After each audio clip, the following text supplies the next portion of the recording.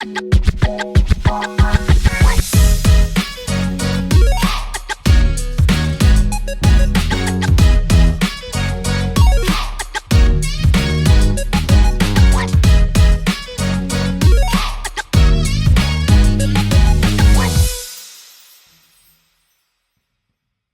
tout le monde, c'est Clem Coco. On se retrouve pour une nouvelle vidéo qui aura pour thème le dernier épisode de Koh Lanta, la légende, l'épisode 10. Avant de commencer ce petit débrief, je voulais à nouveau vous remercier pour tous les commentaires, toutes les vues et toutes les réactions que vous avez eues encore cette semaine. C'est vraiment un bonheur de vous lire. C'est super d'être soutenu comme je le suis. C'est vraiment adorable. En tout cas, ça me touche beaucoup. Si vous voulez suivre les prochaines vidéos, n'hésitez pas à vous abonner à ma chaîne et à mettre un pouce bleu quand vous aimez la vidéo. Ça fait toujours plaisir. Donc, on va commencer la review de l'épisode 10. C'est l'épisode des binômes, des destins liés. Alors moi, c'est un épisode que j'aime beaucoup parce que ça redistribue toutes les cartes. Ça change les stratégies. Il y a des gens qui doivent faire des choix difficiles. Ça remet un peu de suspense dans le jeu. Donc, c'est très intéressant. Donc, j'étais assez impatient de voir cet épisode. Donc, on commence dans le dur directement. On arrive sur l'île des bannis avec l'arrivée de Clémence. On sent déjà que ça va être assez tendu étant donné qu'il y a Kumba qui lui en veut à mort. Donc moi j'étais un petit peu excité de voir comment ça allait se passer. Donc elle ne reconnaît même pas l'île. Il y a Denis qui le précise, j'étais un peu surpris également. Elle ne reconnaît même pas l'île alors qu'elle y a passé plusieurs jours. Elle pense que c'est la résidence du jury comme les deux autres qui sont arrivés avant, c'est-à-dire Namadia et Alexandra. Elle dit clairement qu'elle est déçue mais qu'elle s'est battue. Rapidement elle se retrouve devant les panneaux. Donc petite comédie comme Namadia et Alexandra.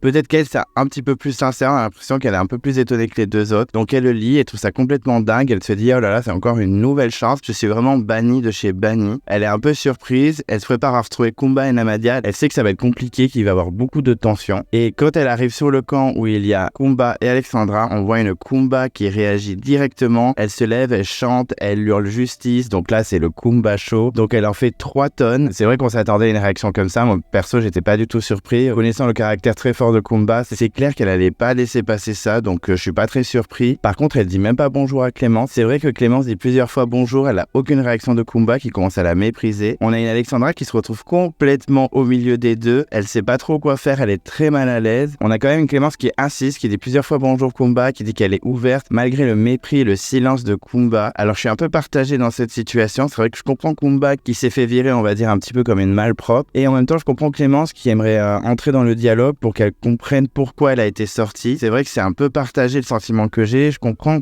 tout à fait Kumba, mais je comprends aussi Clémence. Après, Clémence, elle dit qu'elle reste complètement focus sur sa 3e chance. Elle dit que le comportement de Kumba ne la perturbera pas du tout et que vraiment, elle veut encore revenir dans le jeu. Bon, on sent que ça va être tendu sur le camp, on va pas se le cacher. Kumba est très en colère, elle reste dans le silence. Elle a bien fait comprendre que Clémence, dans sa tête, c'est fini. Même pas à lui apporter l'importance. On a même une Kumba qui précise qu'elle ne veut plus lui parler pour pas lui donner une nouvelle chance de la trahir. C'est vrai que c'est deux personnes qui étaient amies depuis des années, depuis 2005 à Koh Lanta en Nouvelle-Calédonie. Donc c'est vrai que c'est compliqué pour Kumba de la considérer encore étant donné qu'elle est sortie à cause d'elle. Mais après, faut pas aussi oublier Kumba que tu as voté 3 fois contre Clémence et que tu as un peu provoqué sa chute. Donc je suis assez partagé. Pour moi, c'est 50-50. Je comprends juste pas l'attitude de Kumba, même si je comprends sa rancœur et sa joie quand elle voit arriver Clémence sur le camp, mais elle aurait pu un petit peu discuter avec elle. Donc je sais pas. Franchement, honnêtement, on sent que ça va être très tendu. Moi, je plains la pauvre Alexandra qui se retrouve entre les deux. Ensuite, on arrive sur le camp réunifié. On a ma petite musique nostalgique que j'aime beaucoup. Ça fait toujours plaisir de l'entendre. On a Hugo et Jade qui digèrent mal l'élimination de Clémence. Hugo ne pensait pas du tout qu'elle allait sortir. Ça s'est joué à peu, c'était très serré. Il la trouve très très méritante. Il dit pas qu'Alix n'est pas méritante, mais c'est vrai qu'il la trouve elle méritante par rapport à tous les obstacles qu'elle a vécu dans l'aventure. Il dit que c'est une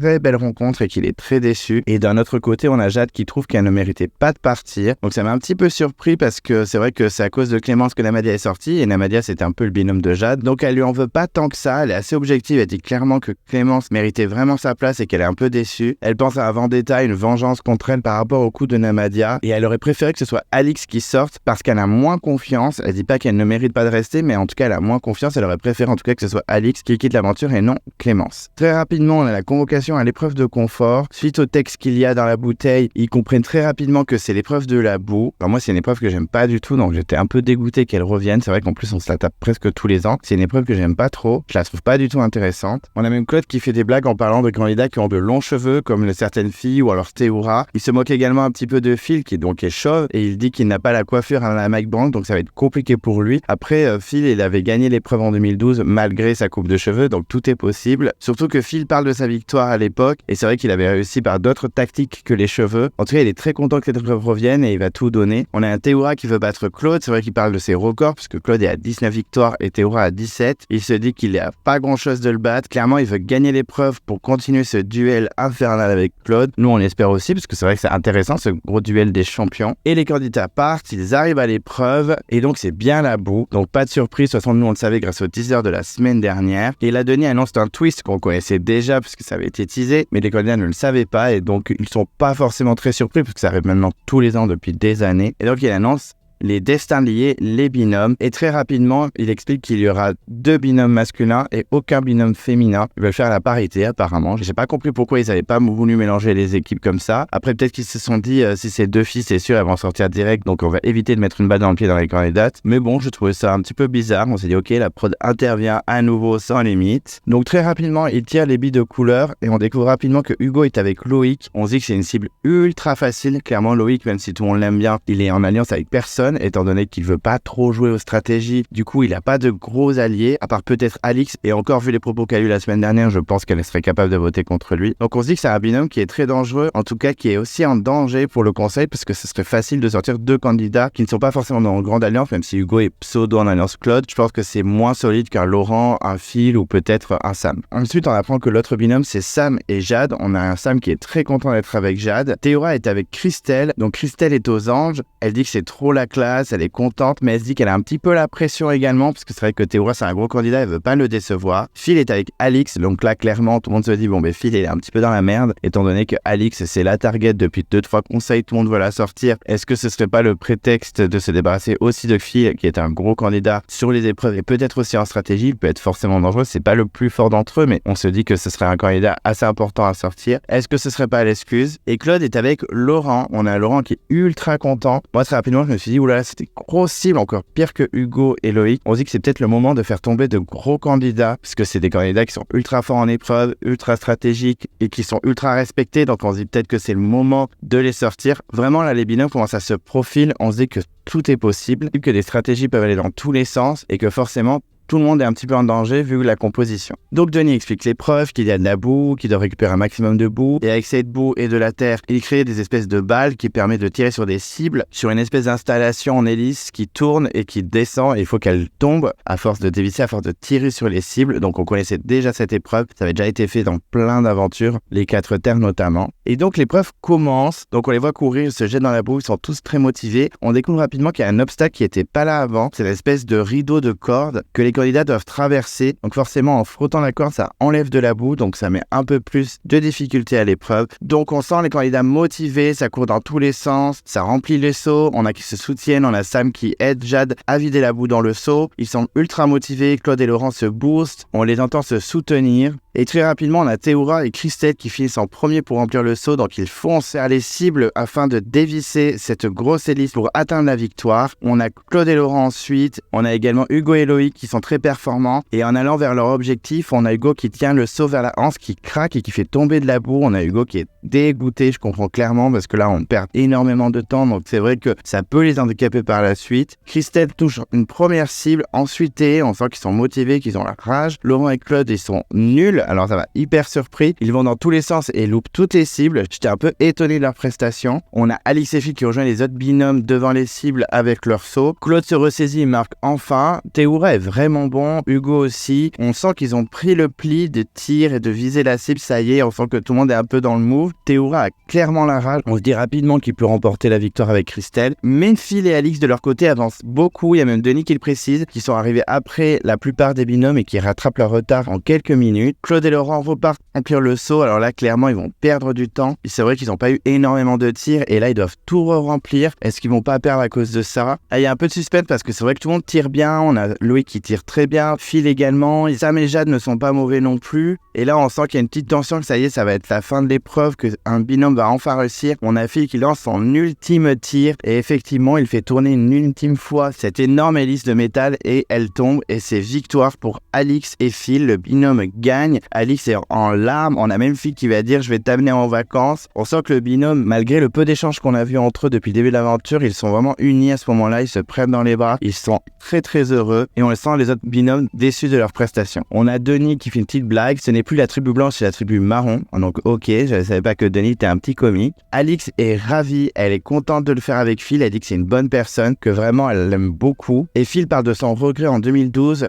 au tir à l'arc où il n'avait pas pu amener sa femme à un confort. Là il dit je vais amener Alix. Alors c'est pas ma femme mais j'amène quand même quelqu'un à un confort. On a Phil qui parle de sa femme, il dit qu'il l'aime de tout son cœur et qu'en rentrant il va la redemander en mariage. Alors c'est vrai que beaucoup peuvent trouver Phil ultra too much et j'en fais partie un petit peu, mais là à ce moment j'ai trouvé ça ultra touchant. Moi Phil vraiment c'est vraiment quelqu'un de vrai, de nature. Je me dis que sa femme doit être tellement heureuse parce qu'il doit tellement s'occuper d'elle, il doit tellement l'aimer de tout son cœur. Vraiment ça m'a un petit peu touché, moi qui le trouve un petit peu too much d'habitude, là j'ai vraiment été touché. Denis laisse partir les gagnants, les candidats retournent sur le camp et on a le retour de ma musique nostalgique et ça fait toujours plaisir, j'adore. On a des candidats assez perturbés sur le camp à cause des binômes. Claude a peur pour son binôme parce que c'est vrai qu'avec Laurent il s'excite beaucoup sur les épreuves et du coup ils perdent du temps et sont moins performants, on a pu le voir sur l'épreuve de la boucle clairement. Il veut canaliser les énergies, il va aller voir Laurent, il va essayer de le calmer également. Sam booste Jade, on sent que les deux veulent vraiment gagner. Sam est content d'être avec Jade et surtout pas avec Alix, alors il dit qu'il a rien contre elle mais il sait qu'elle est fortement en danger donc ça pourrait précipiter sa chute. Ça je comprends tout à fait. J'avoue que si j'avais été à leur place au moment de tirer les boules, j'aurais prié pour ne pas être avec Alix. Quand on a une cible aussi énorme dans le dos, on ne veut pas être avec cette personne. Et d'un autre côté, on a Christelle qui est complètement dégoûtée que Phil soit avec Alix parce qu'elle voulait virer Alix au prochain conseil. Et là elle dit si je vote Alix, ça fait sortir Phil et Phil elle aime beaucoup, elle est avec lui presque depuis le début. Donc elle hésite fortement.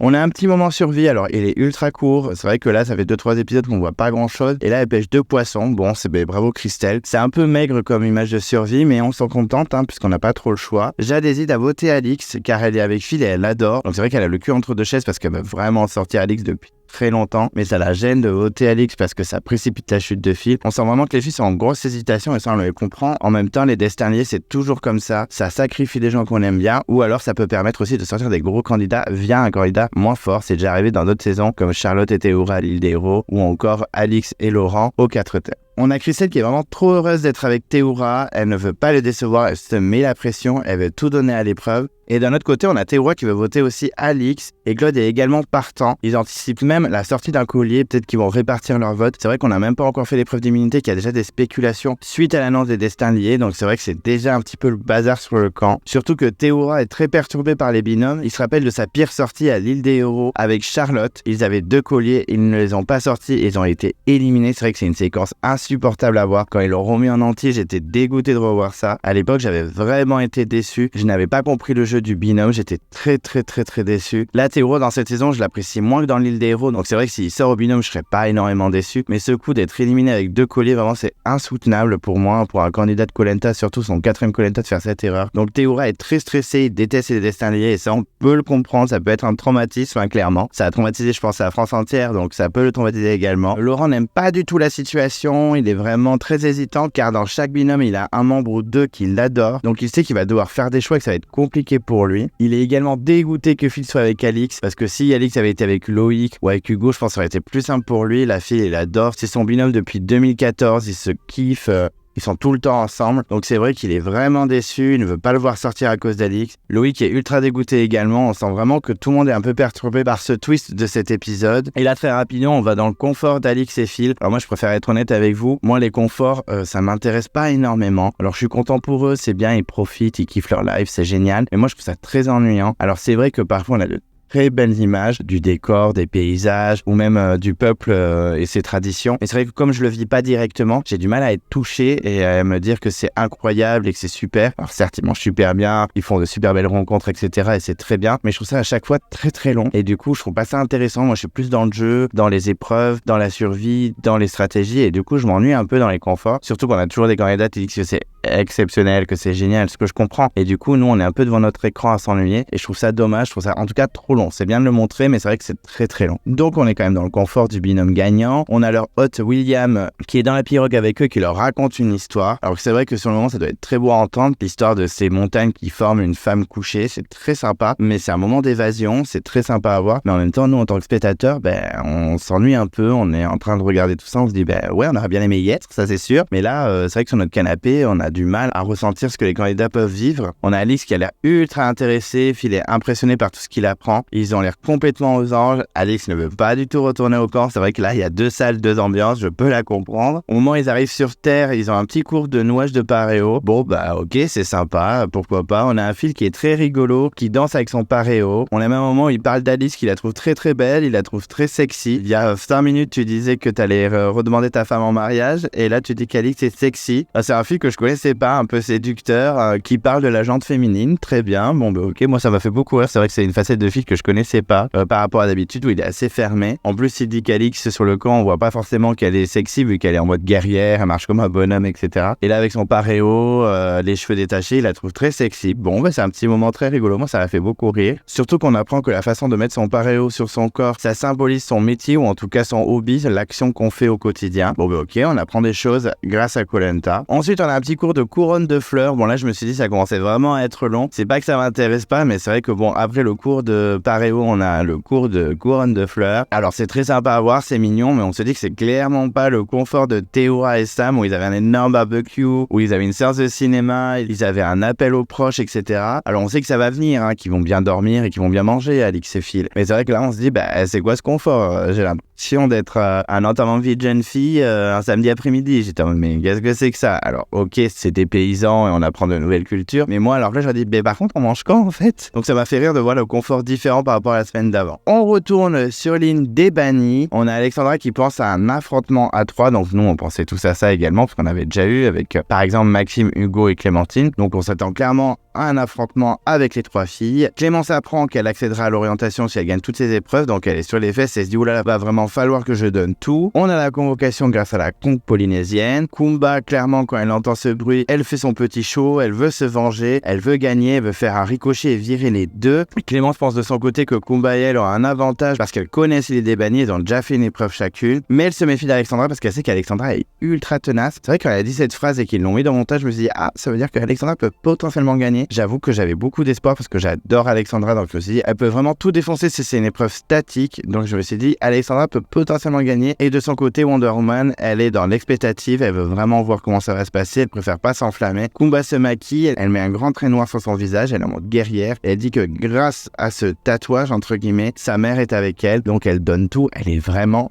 déterminée, c'est Kumba la guerrière. Donc on arrive à l'arène, deuxième venue pour les anciennes, Kumba et Clémence, et première pour Alexandra. Kumba est ultra motivée, elle explique que le tatouage sur son visage c'est un tatouage ethnique de sa maman pour qu'elle puisse être avec elle pendant l'épreuve, et elle dit également que cet affrontement signifie la justice, et donc on sent vraiment une Kumba qui ne lâchera pas l'affaire. Clémence comprend totalement la réaction de Kumba et son envie de se venger, comme elle l'a eu au moment où elle s'est fait sortir par Kumba et ses copines. Donc on a vraiment 50-50, vraiment cette situation Kumba-Clémence, je sais pas trop où me situer parce que je comprends les 2 filles, mais on sent vraiment que Kumba ne veut plus lui parler, elle ne veut rien savoir, elle est très très en colère, elle a dit qu'elle veut même l'effacer de sa vie. Alors ça m'a un peu surpris parce que quand même Kumba et Clémence, elles se connaissent depuis des années, alors que je sais pas si elles ont énormément de contact depuis, mais quand même elles ont vécu des choses ultra intenses ensemble. Je trouve ça un peu excessif. J'avoue que même si je suis un peu entre les deux, que j'arrive pas trop à faire mon choix au niveau de la compréhension en tout cas de chaque élimination, je me dis ok Kumba, c'est clair que t'as été viré comme une merde comme tu dis, mais vraiment de ton côté, avant t'avais voté 3 fois contre Clémence, tu l'avais sorti au conseil,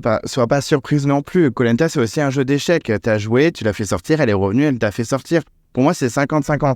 C'est vrai que Kumba, je trouve son comportement assez excessif. Pourtant, c'est une candidate que j'aime beaucoup depuis toujours. Et là, vraiment, sur Koh Lanta, elle a ce statut de vilaine qui m'agace. Je comprends pas pourquoi c'est elle qui a ce statut alors qu'elle est vraiment solaire.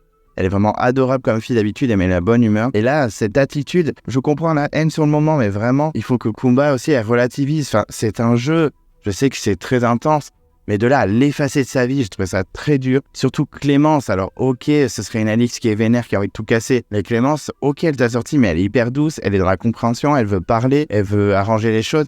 Elle n'en veut rien entendre. Donc c'est vrai que ça m'a un petit peu agacé et j'étais assez déçu de Kumba à ce moment-là. Et Alexandra qui se retrouve au milieu de tout ça, elle dit qu'elle a la niaque et qu'elle est grave motivée. En tout cas, les 3 filles vont tout donner à l'épreuve. Donc on apprend rapidement que c'est l'épreuve d'équilibre avec la table. On l'avait déjà vu dans beaucoup de saisons, notamment Johor ou même la saison au Cambodge et également dans les armes secrètes la dernière saison. C'était une épreuve en équipe d'ailleurs. Mais c'était plus verticalement. Là, on voit que c'est plus à l'horizontale. Ils doivent faire une espèce de colonne alors qu'avant, ils devaient juste les aligner. On apprend également donc que c'est 2 filles qui sortent, comme à l'époque où ils étaient au trio au début de l'aventure sur l'arène ou en quatuor, peu importe.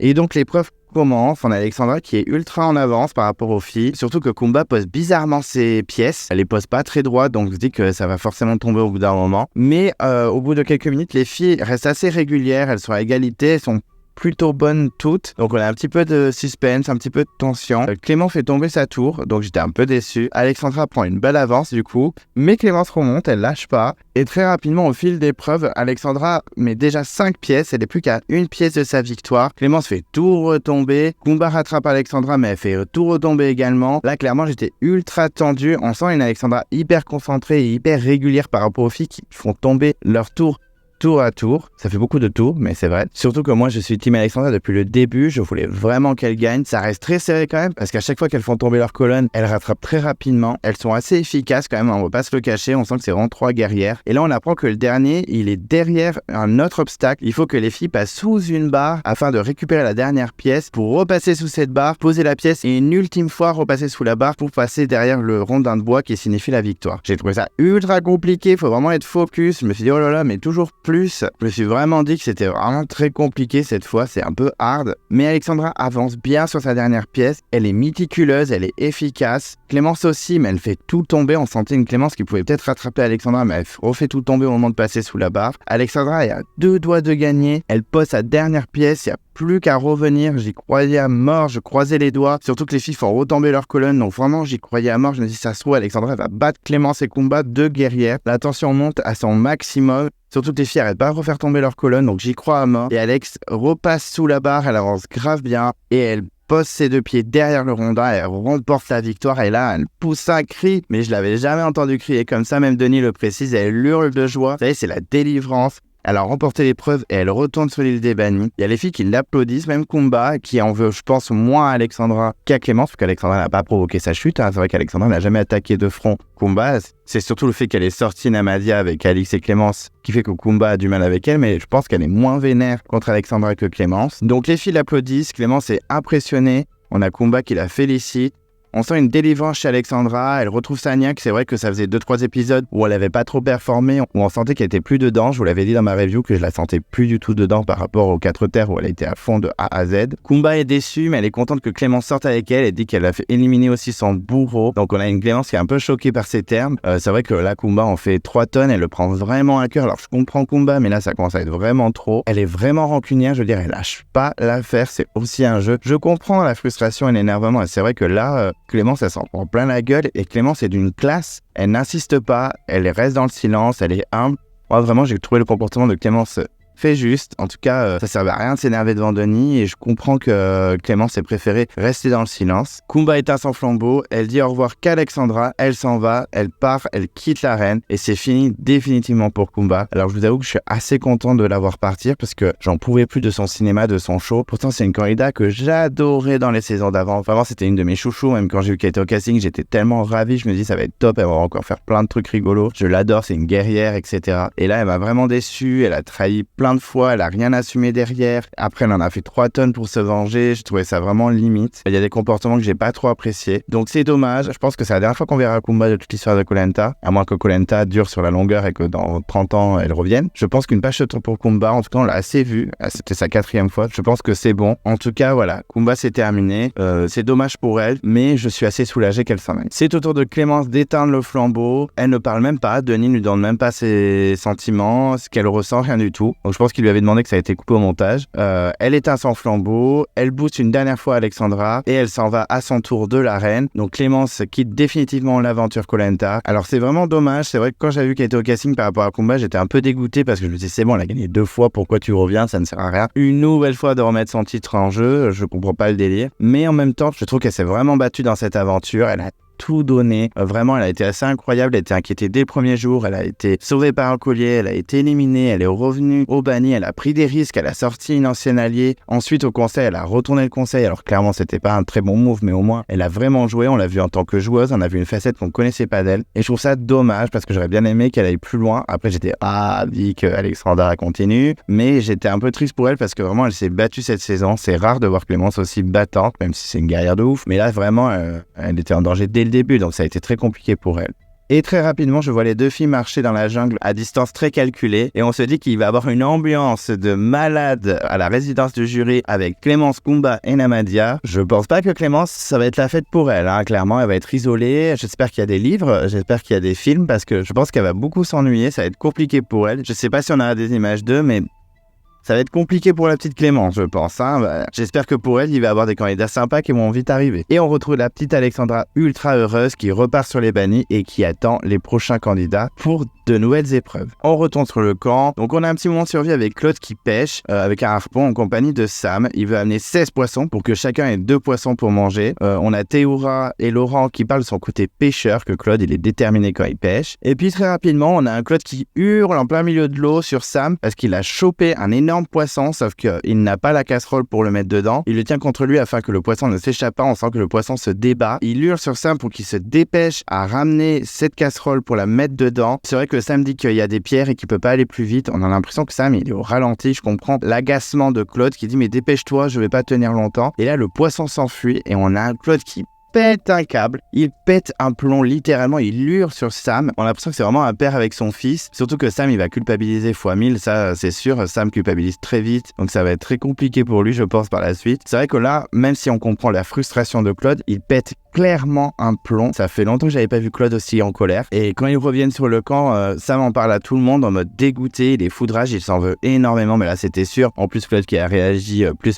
Je pense que Sam s'en veut davantage. Surtout que Claude en fait des tonnes en disant que le poisson était énorme, alors que bon, il était gros, mais calmons-nous. Et c'est vrai que Claude là, ça passe pas du tout. Après on a Laurent et Théoura qui disent qu'il est sanguin, qu'il s'énerve vite, que c'est pas surprenant. Mais bon, ça fait culpabiliser beaucoup Sam quand même, faut le dire. Et on retourne au confort de Phil et Alix qui vont enfin manger. Moi, dans leur tête, j'avais dit, bon, par contre, c'est bien les paréos, mais c'est bien la couronne de fleurs, mais je veux manger. Donc, ils sont très contents. Ils ont plein de spécialités de l'île. C'est une ambiance bon enfant. Alix découvre plein de saveurs. Phil est très content de manger local. Il parlait de ses pâtes, mais finalement, il est très content de découvrir autre chose. Très rapidement, Alix dit qu'elle sait qu'elle est en méga danger. Elle veut se battre et qu'elle va tout donner pour la suite de l'aventure, que même là, si c'est un confort, elle sait que le jeu va vite reprendre. On a un petit moment musical après le repas. Alors, clairement, moi, si j'avais été à leur place, je me disais, mais c'est quoi ça? Mais au moins ça met l'ambiance, ça les rapproche du peuple chez qui ils sont. On a une Alix qui est ultra émue, qui est au bord des larmes, elle profite un maximum, ils dansent, ils profitent, on a même Phil qui danse, on les sent vraiment heureux. Le lendemain matin, au réveil, on a un petit déjeuner énorme, Alix et Phil sont vraiment ultra heureux d'être là, en plus ils boivent du café, donc c'est une sensation qu'ils avaient complètement oubliée. Alix veut rester ici, elle dit que clairement elle a pas envie de retourner sur le camp et on va comprendre parce que ça va être la cible de tous les autres aventuriers. Ils se régalent, ils font même des tests culinaires avec avocat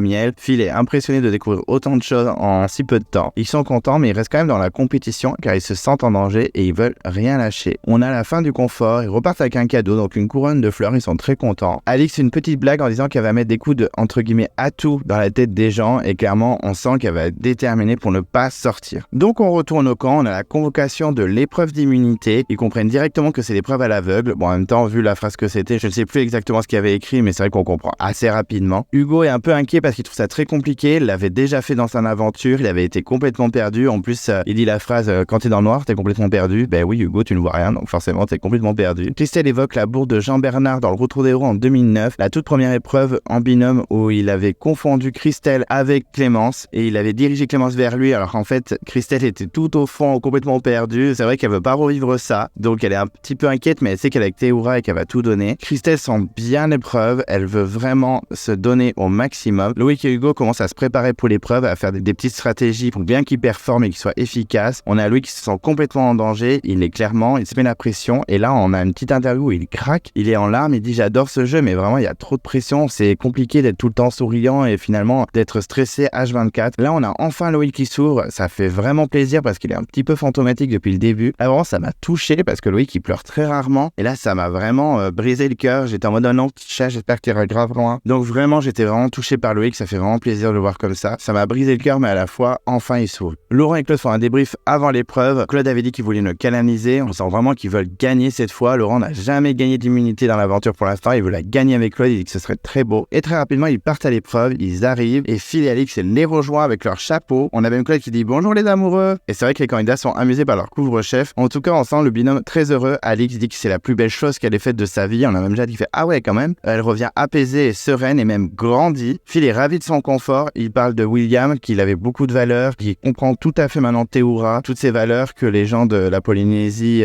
prônent et diffusent. On a même un Phil qui est ultra philosophe et qui pense que la planète se porterait mieux, elle serait même sauvée si on prenait exemple sur le mode de vie de ces gens, des habitants de la Polynésie. Donc on a un petit Phil qui est un petit peu changé, quand même, il faut l'avouer. Et donc très rapidement, on apprend que c'est l'épreuve à l'aveugle, donc personne n'est surpris. On apprend qu'après un parcours en commun, ils doivent se séparer, donc un aveugle et un guide. Ils auront 3 anneaux à attraper à une distance donnée et le ramener près de leur binôme afin de l'accrocher sur une branche. Ils en ont 3 à accrocher, donc il faut être méticuleux, attentif et efficace. Et on apprend également que le binôme qui arrive dernier aura un vote pour lui au prochain conseil. Donc chaque personne du binôme aura un vote en plus. Donc chacun élabore ses stratégies avant de partir. Alix sera guide de Phil, Hugo guide de Loïc, Laurent guide de Claude, Sam guide de Jade et Théoura guide de Christelle. L'épreuve commence, ils partent tous déterminés. Alix et Phil sont en tête, Claude et Laurent également, mais Hugo et Loïc sont derrière, ils sont pas loin. Mais Laurent fait une erreur et ne passe pas l'obstacle avec Claude. On sent vraiment qu'il l'accompagne et ne monte pas au-dessus du rondin avec lui. Du coup, ils arrivent en premier, mais ils ont une pénalité de 20 secondes suite à leur erreur. On sent Claude un petit peu perturbé et énervé, mais il reste calme pour continuer normalement l'épreuve. Tout le monde est au même niveau. Hugo hurle et dirige bien Loïc. Laurent hurle également, mais guide pas très bien Claude au début, clairement il faut le dire. Loïc met son premier anneau en 3 secondes. On a une Alix qui hurle et qui a une voix qui porte. Claude chope son premier anneau à son tour. Sam, il a le démon. Alors là, vraiment, cette épreuve, ça a été chaotique. Et Sam, il m'a vendu du rêve. Il a hurlé sans limite du début à la fin. Franchement, il s'est pété la voix. Il a crié dans tous les sens. On sentait que son corps vivait l'épreuve. Il était à 2 doigts d'exploser, je pense. En plus, il est tout maigre. Donc forcément, on voit ça, on voit les veines qui sortent. Il était vraiment à fond. Toute l'épreuve, il m'a fait beaucoup rire, hein, j'avoue. Je suis désolé pour lui. Il était dans le désespoir, mais ça m'a fait beaucoup rire. On a Claude qui met son premier anneau. Donc on a égalité avec Hugo et Loïc. Christelle et Phil également. On sent que c'est assez serré. Il y a un peu de tension, mais d'un côté Hugo dirige très très bien Loïc. Sam continue à péter un câble, Jade n'entend absolument rien, ça commence à l'énerver, elle crie je ne t'entends pas, Sam je ne t'entends pas. Loïc il est ultra efficace, il chope un deuxième anneau, il le met sur la poutre, Claude chope aussi son deuxième anneau, mais Loïc derrière met en 3e anneau. On a Claude qui se perd avec ses anneaux, il en fait tomber un, il y a Laurent qui lui dit derrière toi, il est à 4 pas pour retrouver son anneau, il perd du temps et très rapidement Loïc met le dernier anneau, donc le 3e sur la poutre et Loïc et Hugo remportent l'épreuve, ils sont immunisés. Franchement, tant mieux pour eux parce que je pense qu'ils étaient ultra en danger. Pour moi, c'était le binôme qui sortait s'ils n'étaient pas immunisés. Jade est complètement perdue, elle n'entend rien étant donné que l'épreuve continue parce qu'il faut qu'il ne soit pas dernier afin de ne pas avoir une pénalité au conseil. Phil en met un 2e, Christelle se prend carrément un poteau. Alors là, clairement, elle court et elle fonce sur le poteau, c'est frontal quoi. Ça ne la perturbe pas, elle continue. On a Sam qui continue de hurler dans tous les sens. Jade en chope enfin un. Phil et Jade s'entrechoquent carrément. On a Phil qui shoot dans une Jade et Jade qui s'effondre par terre. Donc on a un petit moment de montage un peu stressant. Qu'est-ce qui s'est passé? Finalement, plus de peur que de mal. Elle se relève très rapidement. Christelle met son 2e anneau. Claude arrive avec un 3e anneau. Ils arrivent enfin 2e. Claude et Laurent arrivent en 2e position. C'est dommage parce qu'ils auraient pu gagner s'ils avaient été plus concentrés. Alix et Phil arrivent en 3e. On a Sam qui continue de hurler des choses mais qui me butent. Franchement, ça m'a fait vraiment rire. Il dit mais tu me casses ma voix, tu vas me tuer Jade, enfin des expressions complètement perdues. On sent qu'il se donne à mort, qu'il a plus de voix, on sent vraiment que c'est tendu et que Sam est au taquet. Christelle met son dernier anneau et c'est fini. Jade et Sam arrivent derniers. Alors quand Denis annonce que c'est la fin de l'épreuve, on a Sam qui continue de hurler sans limite parce qu'il est vraiment à fond et Jade est à bout. Elle arrache son bandeau, elle s'effondre en larmes, mais elle pète un câble. Sam prend direct la faute sur lui, il dit que c'est sa faute. On a une petite Jade un petit peu mauvaise joueuse, enfin c'est pas mauvaise joueuse parce qu'elle salue la performance des autres aventuriers, mais c'est vrai que là c'est vraiment dur pour elle, elle pète un plomb. Et Sam essaie de la calmer mais elle y arrive pas. Elle dit clairement que c'est pas des légendes, elle comprend pas pourquoi elle est aussi nulle. Elle a des regrets, elle pense qu'elle aurait dû être guide puisqu'elle ne l'entendait pas. On sent vraiment une Jade qui là pète un câble et c'est trop pour elle, elle en peut plus psychologiquement, physiquement, elle est à bout. Et ça m'a un peu fait du mal pour elle parce qu'au début j'étais en mode allez c'est bon, elle fait encore sa mauvaise joueuse de 2009. Mais en fait pas du tout. En fait elle est vraiment frustrée et ça se sent que ça l'a vraiment blessée. Et donc Loïc et Hugo sont immunisés. Comme dit Denis, c'était assez simple pour eux, ils étaient énormément en avance, c'était difficile de les battre. Ça a été vraiment assez easy pour eux, ils ont été ultra efficaces. Jade qui est à bout accepte sa défaite. La stratégie de base était mauvaise pour elle, donc c'est leur faute. Elle accepte complètement la défaite. Hugo et Loïc repartent avec le totem. Et là, Jade et Sam doivent marquer un nom sur le bulletin suite à leur performance. C'est quand même la deuxième fois pour Sam où il marque son nom à la fin d'une épreuve. C'est un peu surprenant parce que Sam, normalement, est ultra performant dans les épreuves. En tout cas, même si c'est pas le meilleur, il est assez régulier, il faut l'avouer. Et Denis leur donne rendez-vous au conseil. Donc là, on sent que ça va être très tendu sur le camp parce que toutes les stratégies vont être mises en place et beaucoup de coups de bluff vont se faire. Mais Jade a mal aux côtes et donc elle se fait ausculter. Ils partent au camp sans elle. Loïc et Hugo reviennent soulagés et sereins. Ils posent leur totem, ils sont très contents. Sam est déçu, mais à la fois il est fatigué car il n'a jamais autant crié de sa vie. Il ne comprend pas pourquoi ils n'ont pas gagné. Il pense qu'ils vont sortir, qu'ils sont en danger. Alors moi, quand j'ai vu ça, je me suis dit qu'ils n'étaient pas forcément en danger malgré le vote. Je me dis qu'Alix et Phil, ou voire même Christelle et Théora pourraient éventuellement sortir. Alix est très inquiète et ça on la comprend clairement. Pour moi, c'est le binôme qui était le plus en danger. Elle se sent très en danger, elle ne veut pas partir. Donc elle veut absolument trouver un collier avant de faire des stratégies. Elle se dit, je vais pas me lancer dans des stratégies de malade, je vais encore continuer à chercher le collier alors que ça fait un moment qu'elle le cherche en plus. Et puis très rapidement, elle change de stratégie et elle veut faire croire qu'elle a un collier. Donc elle l'appelle Laurent, elle lui dit clairement, j'ai un collier, ce soir je sors mon collier. Et on a Laurent qui tombe dans le panneau, mais en 3 secondes, j'étais très surpris, c'est quand même son 3e Koh Lanta. Surtout que Laurent n'est pas mauvais en stratégie dans cette saison. Avant, il était un peu en mode suiveur. Là, j'avoue qu'il est plutôt pas mal en stratégie. Elle joue la carte de sauver Phil, qui est un candidat très proche de Laurent, afin de lui faire croire qu'elle a vraiment un collier. Je trouve que c'est une bonne idée. C'est risqué, mais ça peut éventuellement la sauver. Moi, clairement, je me suis dit, si elle passe les binômes, Alix, c'est une miraculée. Et clairement, on a l'impression que ça passe quand même, que Laurent la croit vraiment, alors qu'elle lui a même pas montré. Alors que d'habitude, souvent, il fait, monte ton collier. Comme quand Cindy, dans La Guerre des Chefs, avait dit à Brice, mais votez contre moi, j'ai un collier. Brice avait demandé à ce qu'elle sorte le collier, elle l'avait fait. Là, non, il ne demande rien. On sent vraiment qu'Alix met un coup de pression à Laurent en disant, il faut que tu décides maintenant. Même Laurent fait, mais pas de coup de pression, par contre. Elle hésite Christelle et Théora pour faire un gros coup. Alors moi, je trouve ça très bizarre. Moi, j'aurais viré Sam et Jade à sa place, parce que Jade, c'est un peu son ennemi, entre guillemets. Et surtout, Sam, c'est un bon aventurier, il est efficace. Et je me dis que Théora, peut-être que ça va faire gros scandale si elle le sort. Donc moi, à sa place, j'aurais peut-être visé Sam et Jade. C'est pas forcément une mauvaise idée, mais je me dis que ça peut créer des histoires. Entre-temps, on a un petit moment de survie. C'est vrai qu'ils sont très maigres, les moments de survie dans cet épisode. Un peu depuis 2-3 épisodes, vous me direz. Christelle a pêché 5 poissons, elle est ravie. Tant mieux pour toi, Christelle. Mais elle est surtout ravie du retour de Jade qui revient. Elle a de simples contusions, donc c'est très bien pour elle. Elle continue l'aventure. Mais on a l'impression que Jade est en colère puisque Sam ne veut pas se battre. Il cherche pas de collier, elle dit c'est dommage. Je suis en binôme avec quelqu'un qui a pas forcément la niaque, donc elle est un peu déçue. On a une petite discussion entre Christelle et Jade. Elle pense qu'elles sont éventuellement toutes les deux en danger, mais en particulier Jade. Et puis rapidement, Christelle est agacée. Elle clash un peu les autres en disant qu'il faut les aider à faire le poisson avant la tombée de la nuit, sinon ils mangeront pas. Derrière, on a Alix qui dit qu'elle ne mangera pas. Christelle qui est un peu agacée en disant mais c'est pas parce que tu manges pas que tu peux pas aider pour les poissons. Christelle ne supporte plus du tout Alix. Elle est dégoûtée de pas pouvoir voter contre elle parce que ça fait sortir Phil. Et rapidement, Alix vient les voir pour proposer de les aider en disant mais pourquoi vous m'avez pas appelé? Mais Christelle dit mais on a appelé tout le monde en fait. Et Alix la comprend et dit qu'elle a raison. Donc malgré les rancœurs, Alix se prend sur elle et dit que Christelle a raison. Donc on sent une Christelle agacée et une Alix compréhensive. On retourne chez les bannis avec Alexandra toute seule. Elle dit qu'elle est contente d'être seule, elle est contente d'être autonome, ça lui fait du bien de prendre du temps pour elle, donc elle est contente. Elle parle de sa victoire, que ça lui redonnait confiance parce qu'elle se sentait faible depuis un moment, surtout d'avoir battu Clémence et Kumba, 2 grosses candidates. C'est vrai que sportivement, Clémence et Kumba, on peut pas leur en vouloir, elles sont très fortes. Donc elle est très contente, elle est très fière, elle a repris confiance en elle, elle veut aller jusqu'au bout. Elle chope même un petit poisson avec la canne à pêche de Kumba. Est-ce que Kumba va venir faire un scandale pour la récupérer? Je ne sais pas. En tout cas, ça m'a fait rire de l'avoir pêché avec la canne à pêche de Kumba. Elle est impatiente de retrouver les prochains éliminés et elle reprend espoir. On sent vraiment une Alexandra qui a repris un second souffle. On retourne sur le camp avec toutes les tractations. Sam veut défendre ses chances, il ne veut pas partir. Christelle conseille à Sam d'aller chercher le collier et en plus elle annonce à Sam qu'elle veut voter Alix. Loïc dit cache à Christelle de son côté qu'il risque de voter contre elle malgré le fait qu'elle soit avec Théora. Christelle demande pourquoi pas Alix. En fait c'est son pote.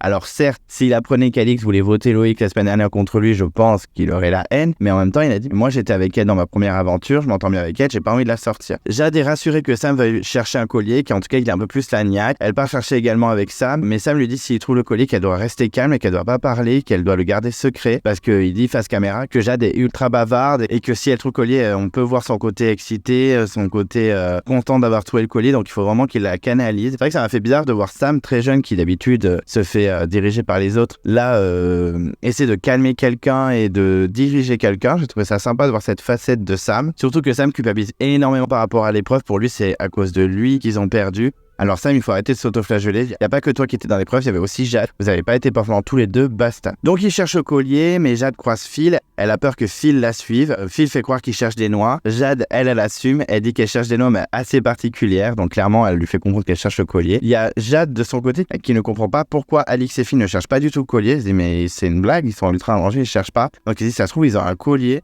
Donc ça va être très dangereux pour le conseil, il faut dispatcher. On a Alix qui de son côté parle de son coup de poker. Elle dit même une phrase assez parfaite qui dit « Si ça passe, je rentre dans la légende. Si ça passe pas, je rentre chez moi. » Et c'est vrai que là, Alix, clairement, c'est pas une candidate que j'apprécie depuis le début, mais là, elle joue vraiment. Elle fait un coup de poker et je me dis que si ça fonctionne, c'est vraiment énorme. En tout cas, ça fait plaisir de voir une Alix aussi joueuse et je me dis qu'elle peut réussir son coup. Surtout que Laurent est ultra manipulé par Alix, c'est ultra surprenant de voir Laurent aussi naïf. D'habitude quand même il se méfie, là pas du tout. En plus il est dans cette situation très compliquée parce qu'il hésite à voter Christelle parce qu'il est avec Théoura. Le plan d'Alix a l'air clairement de fonctionner. On a Laurent qui prend la température, Hugo parle de Jade, il a 2 votes en plus. Il aurait préféré Alix, mais bon, elle est avec Phil et il veut pas sortir Phil. Claude explique qu'il va voter Phil par rapport à son rôle aux ambassadeurs, qu'il a pas assumé son rôle d'ambassadeur et qu'il a pas pris ses coronesses, entre guillemets. C'est toujours pas passé. Je pense vraiment à l'élimination de Kumba pour Claude, c'était pas possible.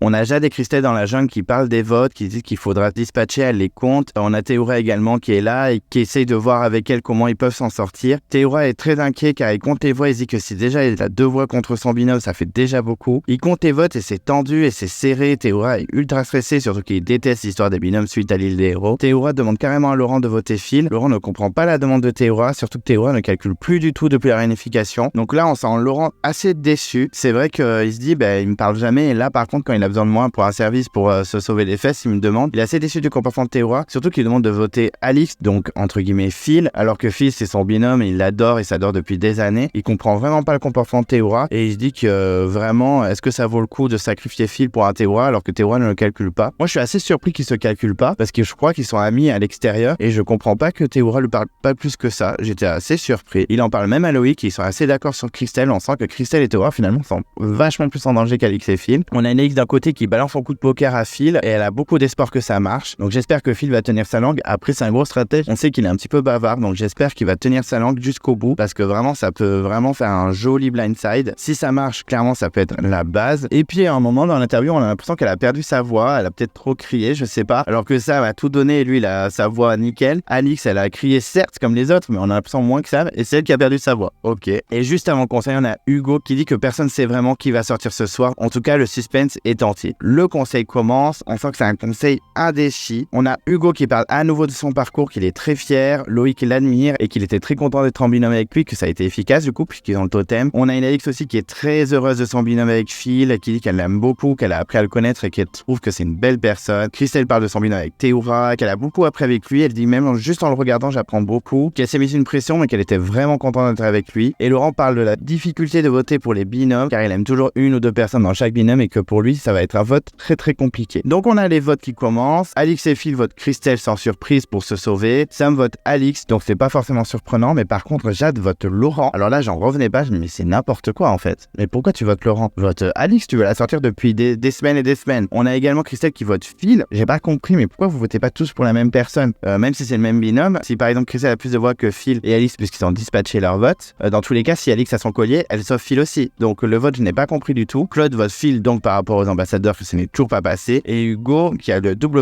vote Sam et Jade. Donc j'ai pas forcément non plus compris. Si tu veux être efficace, vote la même personne. J'ai pas trop compris pourquoi il a dispatché ses votes comme ça. J'avoue que les votes c'est n'importe quoi, c'est la cacophonie, comme l'épreuve des aveugles, c'est n'importe quoi. Je me suis dit mais il y a personne qui a fait de vraies stratégies parce que même s'ils ont dispatché leur vote sur Alix et Phil, si Alix a son collier, Phil il est immunisé. J'ai pas compris. Honnêtement, je ne sais pas. Même Hugo qui vote Sam et Jade, pourquoi tu votes 2 personnes différentes? Enfin, j'ai pas trop compris. Du coup, le vote il sert pas à grand chose. Au moment où Denis demande si quelqu'un a un collier, donc Alix ne sort pas son collier puisqu'elle n'en avait pas, c'était du bluff. Laurent, on sait pas trop, je sais pas trop comment prendre sa réaction parce que vraiment, on sent qu'il est surpris, mais qu'en même temps, il comprend aussi la stratégie. J'ai pas réussi à lire les sentiments sur son visage, on verra bien dans l'épisode suivant, je pense. Mais en même temps, Laurent, c'est un joueur, donc je pense pas qu'il en veuille énormément à Alix et il se dit putain, elle a vraiment joué pour se sauver. Et en même temps, ça sauve aussi Phil, son binôme. Donc je le sens pas plus énervé que ça. On verra par la suite, mais en tout cas, sa réaction ne m'a pas choqué ou en tout cas surpris. Donc dépouillement, c'est très serré, ça se joue à très peu. À un moment, on a un vote Laurent, 2 votes Sam, 2 votes Phil, 2 votes Alix, 2 votes Christelle, 2 votes Jade, c'est ultra serré. On se dit mais qui c'est qui va sortir? Et en fait les 2 derniers votes que Denis dépouille, c'est pour Christelle. C'était très dispatché mais c'est finalement Christelle qui quitte l'aventure à 4 voix et donc qui entraîne Théoura dans sa chute. On sent quand même un Laurent un petit peu perturbé par ce vote qu'il a fait, par cette situation. On note aussi également que Claude a 0 voix et que c'est le seul candidat à avoir 0 voix, à part Hugo et Loïc, mais Hugo et Loïc avaient l'immunité donc il pouvait pas avoir de voix contre lui. On sent que Claude vraiment est intouchable. Une nouvelle fois, Claude est protégé à 100%, alors que sortir le binôme Laurent-Claude ça aurait été une masterclass, clairement. Si Alix et Phil avaient sorti Claude et Laurent, ça aurait été parfait. Bon, Phil n'aurait pas du tout voulu parce qu'il adore Laurent, mais c'est dommage qu'il n'ait même pas été un petit peu inquiété, à part le vote de Jade qui n'a aucun sens, mais vraiment c'est dommage que Claude ait 0 voix. Et donc Théoura tombe avec Christelle et c'est une nouvelle fois sur les binômes que Théoura est éliminée. Décidément les destins liés, ce n'est pas fait pour lui. Très rapidement Christelle demande qui a voté pour elle, donc elle est très surprise par certains. Elle pense que c'est même un prétexte pour sortir Théoura, elle le demande carrément à Laurent. Laurent commence un petit peu à s'agacer en disant mais tu crois que ça m'a fait plaisir de voter Théoura? Théoura confirme que pour lui aussi, il dit sans dénigrer Christelle, je pense que vous avez voté Christelle pour me sortir moi. Ils comprennent pas pourquoi également il y a eu que 2 votes contre Ali. Jade n'a pas voté comme eux, elle a même pas voté Phil, elle a voté Laurent. Donc elle se tait, elle dit rien, on sent qu'elle a des regrets, qu'elle est triste, surtout qu'elle perd Christelle, sa copine. Je comprends pas trop là. Je comprends pas trop déjà pourquoi Christelle n'a pas voté Alix et qu'elle a voté Phil, parce que du coup ça précipite sa chute. Et pourquoi Jade n'a pas soutenu le binôme Christelle-Théoura en votant également Alix. Ça aurait fait égalité, ils auraient revoté et sûrement que Alix et Phil sortaient. Donc je suis un peu déçu de la réaction de Jade. Je m'attendais à ce qu'elle ait un peu plus de coronesse, parce que d'habitude c'est vrai que dans les conseils elle fait toujours du scandale, et là j'étais un peu déçu. Et Christelle, très surprenant, choisit Claude pour le vote noir. Je m'attendais à ce qu'elle choisisse Jade. En fait, elle choisit Claude. Bon, pourquoi pas. Peut-être qu'elle en veut à Jade de pas avoir voté comme eux. Peut-être qu'elle avait compris que Jade avait voté Laurent. Donc, elle est très déçue. Et ils s'en vont, ils quittent l'aventure et ils vont rejoindre Alexandra sur l'île des Bannis. Donc, je me dis que Théoura peut peut-être continuer l'aventure en battant les filles. On verra, on peut avoir des surprises, on ne sait jamais. En tout cas, on sait qui va rejoindre Alexandra sur l'île des Bannis. Et donc là, on a le teaser. On apprend très rapidement qu'il y a l'épreuve du poteau sur la tête. C'est vrai que j'avais déjà vu Alix avec ce poteau dans le pré-générique. Je me suis dit, ça se trouve, c'est l'épreuve des bannis, donc Alix va vite sortir, et finalement non, c'est une épreuve de candidats réunifiés. On voit également qu'il y aura le choix des lettres, donc il y aura sûrement le trek comme ils font chaque année où ils doivent choisir des lettres ou à manger, donc on verra comment ça va se passer. Et on sent énormément de rivalité, de tension sur le camp, même une rivalité Claude-Laurent, donc ça va être peut-être intéressant à voir. On sent que c'est tendu, qu'il va y avoir des surprises. Est-ce que Alix va s'en sortir une nouvelle fois? Bon, je donne pas cher de sa peau, il faut avouer, mais on sent qu'il va y avoir plein de surprises et que ça va être très tendu. Ça y est, ils sont plus que 8, donc les stratégies commencent à vraiment s'intensifier, donc je suis impatient de voir la suite. Et on a l'interview de Christelle qui est complètement dégoûtée pour Théoura, mais aussi pour elle, mais surtout pour Théoura. Elle est quand même fière d'elle, fière de son parcours parce qu'elle a été inquiétée aussi rapidement. Christelle, elle s'est battue. Moi, je trouve qu'elle a été un peu transparente, mais bon, en même temps, la discrétion, ça fait aussi gagner l'aventure, comme Clémence, Christina ou elle-même. Elle aurait voulu être sur les poteaux et les gagner encore. Elle se rassure en se disant qu'elle a déjà été sur les poteaux et qu'elle a déjà gagné Koh Lanta, que c'est déjà pas mal et qu'elle est contente d'elle. Théoura accepte, il dit que c'est le jeu. Il est très déçu, mais il n'a pas de regrets. Il dit clairement qu'il sera pas le survivant de cette aventure. Moi, je pense qu'il ne le sera jamais puisqu'il ne va jamais refaire Koh Lanta. En même temps, je pense vraiment que, désolé Théoura, mais Koh Lanta, ce n'est pas fait pour lui. Il devrait faire une aventure comme The Island. Il est pas stratège du tout. Même en social, j'ai pas l'impression qu'il soit ouf. Donc clairement, Théoura ne sera jamais le grand gagnant de Koh Lanta. Voilà, c'est comme ça, c'est fait. C'est triste, mais c'est comme ça. Après, on se dit que Christelle et Théoura ont peut-être une deuxième chance et peut-être que Théoura peut faire des miracles et rejoindre le carré final. Qui sait? En tout cas, on verra bien par la suite. On voit donc Loïc qui vote Christelle pour sauver ses copains, pas très surprenant. Donc Laurent qui vote Christelle pour sauver Phil et Jade. Il dit que c'est un vote difficile et qu'il est triste, mais que cette fois il veut vraiment assumer son vote et pas voter blanc. Donc là on sent vraiment un Laurent plus joueur et qui assume un peu plus ses stratégies. Donc au niveau du bilan de l'épisode, j'ai trouvé que c'était un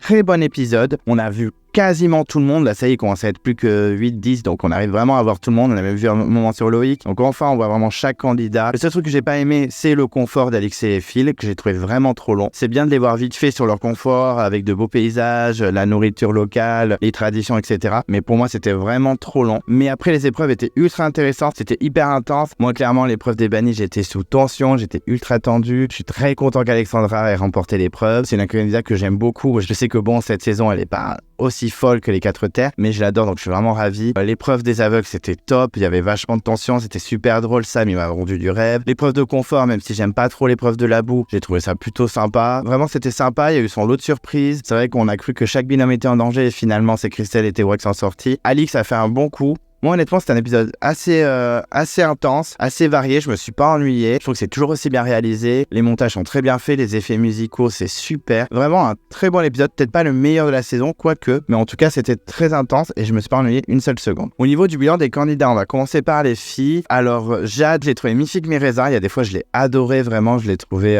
ultra performante, bien dans la stratégie, elle réagissait bien, etc. Et des fois, je trouve que sa défaite, elle a vraiment pété un plomb. Après, je comprends, hein, c'est les nerfs, c'est la faim, c'est la fatigue, etc. Et je trouve qu'elle a mal joué stratégiquement en votant Laurent. J'ai pas compris. Du coup, sa copine est sortie. Là, Jade, j'ai pas trop compris tous ses comportements. C'est une candidate que malgré tout, j'affectionne un petit peu. C'est pas une candidate que j'adore, mais clairement, je pense que ce sera la dernière des filles. Il reste plus qu'Alix et elle. Je pense qu'Alix va être la prochaine à sortir. Normalement, ça devrait être ça. Mais en tout cas, Jade, vraiment, je pense qu'elle se bat, mais que des fois, elle a des réactions, ou en tout cas des choix assez étranges. On sent quand même qu'elle est déterminée, surtout qu'elle a perdu son binôme Namalia il y a 2 conseils. Donc j'espère qu'elle va le tenir un petit peu. Elle a l'air proche de Laurent et Claude, donc je m'inquiète pas trop pour elle tout de suite. Peut-être qu'elle sera dans le carré final. En tout cas, elle fait des performances assez régulières sur les épreuves et des réactions assez surprenantes aussi sur le camp. Donc à voir par la suite, mais je pense qu'elle a de bons alliés. Alix m'a beaucoup surpris cet épisode. Déjà, elle était performante sur l'épreuve avec Phil. On a retrouvé une Alix assez apaisée et sereine dans le confort, donc ça fait plaisir d'avoir calme et pas vénère, envie de tout casser. Et sur le camp, elle a extrêmement bien réagi. Elle a été hyper stratégique, elle a fait un coup de poker, ça a marché. Elle s'est attaquée à une personne entre guillemets naïve, ce qui m'a surpris parce que pour moi, Laurent n'était pas si naïf que ça, mais finalement si. En même temps, il voulait tellement sauver Phil, donc du coup, c'est pas surprenant. Mais en tout cas, elle a vraiment bien joué. Elle a été efficace et chapeau à Alix. C'est un peu une miraculée d'être toujours là dans les 8 derniers, alors que clairement, ça fait 3 conseils que tout le monde veut la sortir. Donc vraiment, bravo à Alix. C'est pas une candidate que j'adore de ouf, mais clairement là,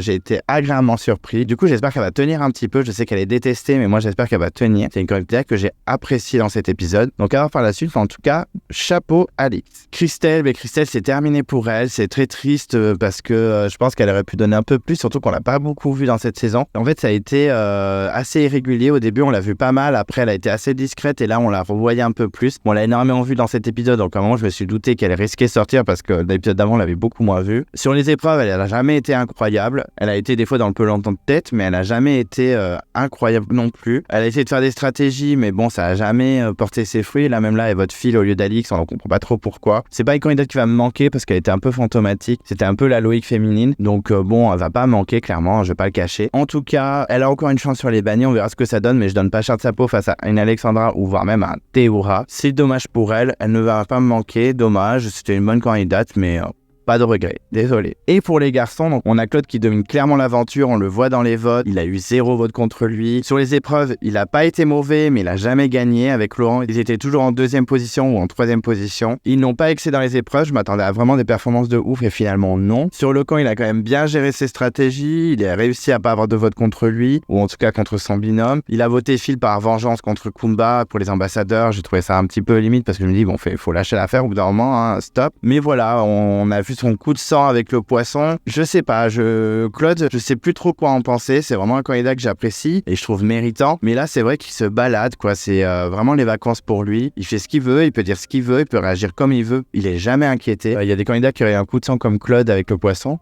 Il serait sorti directement. Donc, à voir par la suite. J'espère qu'il va pas remporter le jeu, l'aventure, juste parce que les autres l'ont mis sur un piédestal et lui ont remporté la victoire sur un plateau d'argent. Je croise les doigts. C'est un bon candidat, donc j'espère que quand même il va se donner un peu plus et qu'il va être un peu plus inquiété. Je le dis toutes les semaines, mais vraiment, ça m'énerve qu'il soit autant protégé. 0 voix. Il a eu 0 voix. Il y a Laurent qui a une voix, ok, mais lui, 0. Donc, je suis un peu déçu. J'espère qu'il y aura des stratégies contre lui. Essayez de prendre vos coronettes et de faire des stratégies contre Claude. Ça serait marrant un peu de voir ça. Stop, pensez aux réseaux sociaux. On s'en fout. Il faut vraiment jouer, quoi. Donc j'espère que Claude va aller jusqu'au bout, mais en galérant un petit peu. Laurent m'énerve de moins en moins, je le trouve vraiment juste. Là, il a été un peu naïf, par contre, il s'est un peu fait manipuler par Alix, mais en même temps, il a sauvé son binôme Phil. Donc en même temps, est-ce que c'est pas un prêté pour un rendu? Et puis honnêtement, il a assumé sa stratégie, il a voté Christelle, donc il a sorti Théoura, qui est un de ses binômes aussi, faut pas le cacher, ils se connaissent depuis plus de 10 ans. Donc honnêtement, je l'ai trouvé assez bien dans cet épisode. En tout cas, il m'a pas du tout agacé, il fait moins de blagues ridicules et tout. Je pense qu'il peut aller très très loin, Laurent, parce qu'il a un social de malade. En plus, il est lié à Claude qui est surprotégé. Donc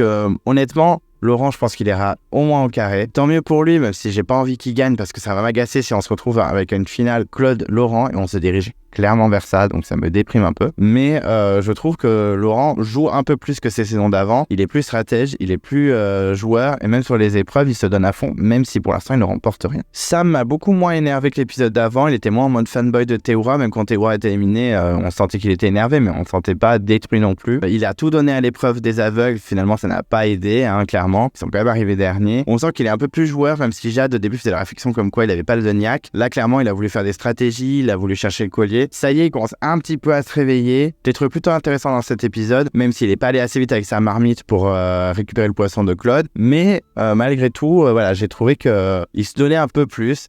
Après, il faut qu'il arrête de se mettre aussi la faute sur lui sur tout et n'importe quoi, le poisson, l'épreuve avec Jade. Tout le monde est responsable de chacun de ses actes. Il n'y a pas que Sam qui est le bouc émissaire de tout le monde. Donc j'espère qu'il va prendre encore un peu plus confiance en lui, mais on sent qu'il est dans la bonne voie. Par contre, je l'ai trouvé ultra amaigri et il a la peau complètement cramée dans le dos. J'étais choqué. Il va nous revenir en métropole, Sam, en 1000 morceaux. Bon, en tout cas, voilà.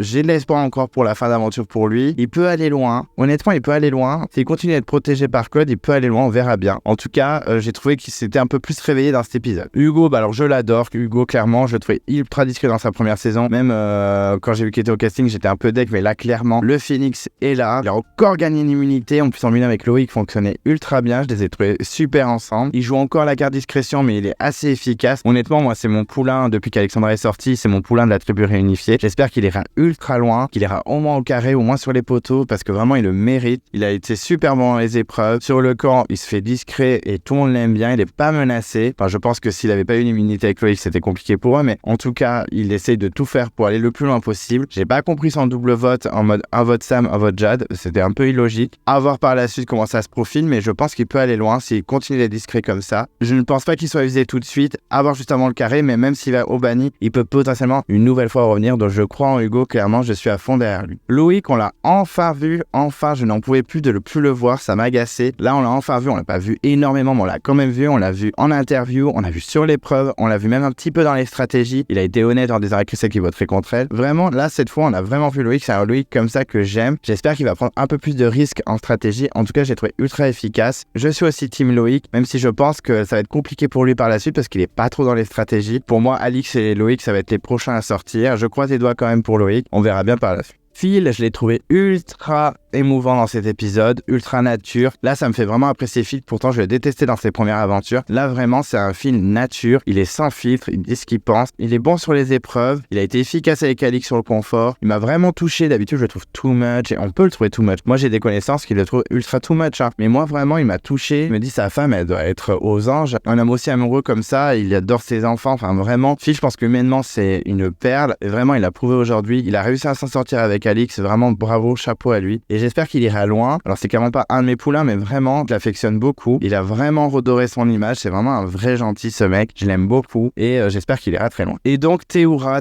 ça y est, c'est fine aventure pour lui. Vraiment, les binômes, c'est vraiment pas pour lui. Après, sur les épreuves, il a pas été incroyable. Sur la boue, il a bien donné, mais bon, c'est pas assez pour remporter l'aventure. En stratégie, il a pas été très bon, puisqu'il a essayé de voir avec les filles, de compter, etc. Après, il a carrément demandé à Laurent de voter Phil, alors qu'il se parle quasiment plus depuis la réunification. Clairement, définitivement, ce n'est pas un jeu fait pour Théoura. Le fait qu'il sorte, c'est la première fois où ça me fait rien du tout. Aranja Rampat, il avait été allé jusqu'en finale, il avait perdu, ça m'avait détruit. En 2012, à la revanche des héros, il s'était fait blindsider, ça m'avait énervé. En 2014, il s'était fait sortir quand même à la propre, ça m'avait aussi agacé. Et à l'île des héros, ça m'avait scandalisé l'histoire des doubles colliers. Et là, il sort et ça me fait rien du tout. Je trouve qu'il a pas été très stratège. Je vois que finalement, son social ne s'est pas tant amélioré que ça. Je suis un peu déçu, j'ai l'impression que les aventuriers sont pas si tristes que ça qui sortent. Voilà, c'est dommage parce que je pense que c'est quelqu'un qui a beaucoup de valeur, qui est hyper efficace en survie et sur les épreuves, mais en social et en stratégie, pas du tout. Et ça, on le prouve encore aujourd'hui. Voilà, j'espère qu'il ne reviendra pas. Clairement, je n'en peux plus de le voir, même si c'est quelqu'un que j'aime bien. Là, je me dis 5 fois tu fais Koh Lanta, 5 fois tu gagnes pas. Je pense qu'il faut se faire une idée. Et je pense qu'il n'a plus envie aussi. Il y a des chances aussi. Donc, peut-être qu'il va remporter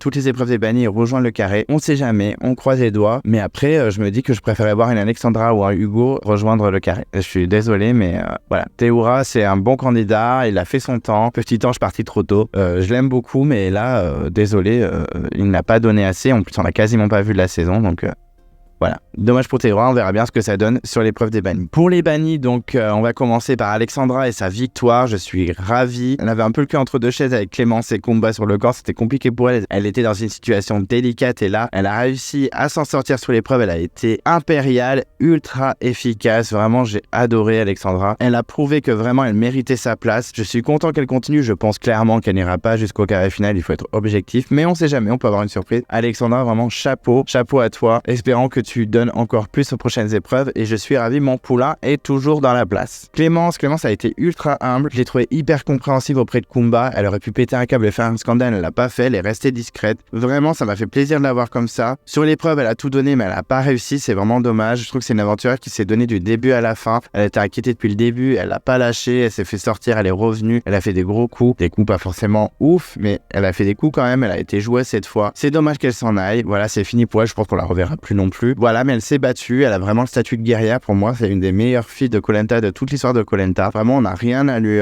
reprocher, elle a été parfaite du début à la fin dans sa saison. Juste le seul truc que je peux reprocher, c'est le coup de donner son amulette à Alix et de s'être mis une balle dans le pied, je pense que ça a précipité sa chute, c'est dommage. Voilà, elle a été humble et je trouve que c'est vraiment une belle personne et j'espère que cette belle image va perdurer pour les fans de Koh Lanta. Et Kumba, malgré tout, malgré le fait qu'elle m'ait beaucoup agacé toute la saison, c'est une guerrière, elle s'est battue, elle a pas lâché. Je trouve qu'elle a eu beaucoup de comportements dans tous les sens, en contradiction totale. Elle a beaucoup trahi, n'a pas assumé derrière. Après, elle a fait des tonnes pour se venger, etc. Vraiment, j'étais très partagé pour Kumba. Je suis content qu'elle s'en aille, faut pas le cacher. Je trouve que c'est bon, elle a fait son temps. Elle non plus, je pense qu'on la reverra plus jamais dans Koh Lanta. C'est dommage parce que je l'avais adorée dans ses 3 premières saisons. Là, cette saison, elle m'a agacé. Elle a eu le statut de vilaine, mais pas un bon vilaine. Un vilaine vraiment très agaçant. Donc, écoute, Kumba, je suis désolé pour toi, c'est fini. Voilà, elle s'est quand même donnée. On peut pas dire qu'elle a pas été inutile de cette aventure. Elle a eu son rôle de vilaine. Elle a pris beaucoup de place. Elle a été là pour faire le show. Bon, on est content, mais voilà, c'est fini pour Kumba. C'est dommage, mais c'est la vie. Je vous avoue que je suis un peu rassuré. Voilà, j'ai terminé ma review. J'espère que c'était pas trop long. En tout cas, merci de m'avoir écouté jusqu'au bout. Si vous voulez ne pas louper mes prochaines vidéos, n'hésitez pas à vous abonner à ma chaîne et à mettre un pouce bleu quand vous aimez la vidéo. Ça fait toujours plaisir. En attendant, je vous dis à très vite